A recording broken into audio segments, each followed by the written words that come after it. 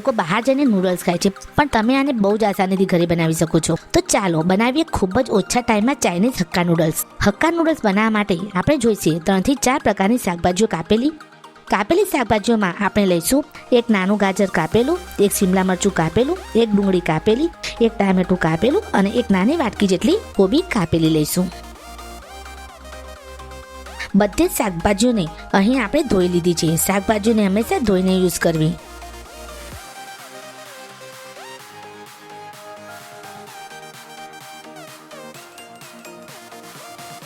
પેનમાં 2 કપ પાણી લઈશું.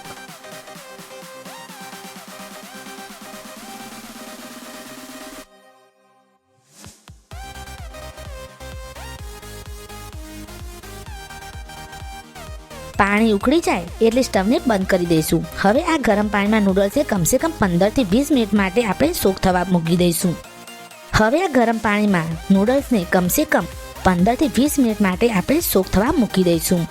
હક્કા નૂડલ્સ પાણીમાં સોક થાય છે ત્યાં સુધી આપણે શાકભાજીઓને ચેડવી દઈશું.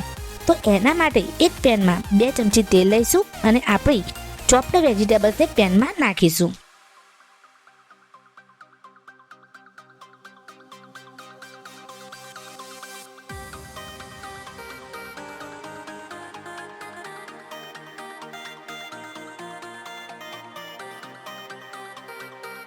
એમાં સ્વાદ અનુસાર મીઠું નાખીશું. મિક્સ કરી લઈશું.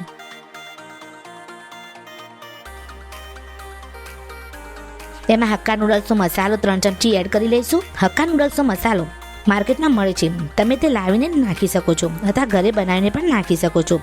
ધીમી આંચ પર 5 મિનિટ થવા દઈશું. વચ્ચે વચ્ચે હલાવતા રહીશું.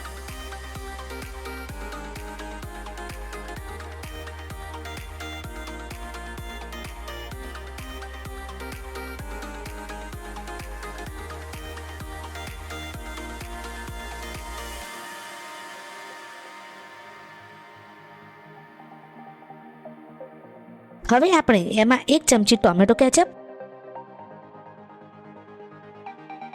અને 1 ચમચી પિઝા સોસ એડ કરી લઈશું. હલાવીશું અને ધીમી આંચ પર 2 થી 3 મિનિટ માટે થવા દઈશું.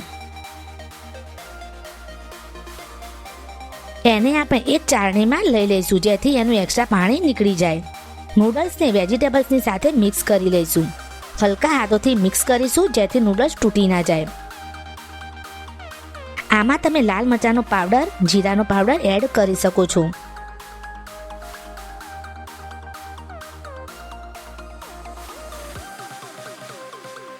લિટલ બીટ જેટલું આપણે પાણી એડ કરી લઈશું. ધીમી આંચ પર 3 થી 5 મિનિટ માટે થવા દઈશું.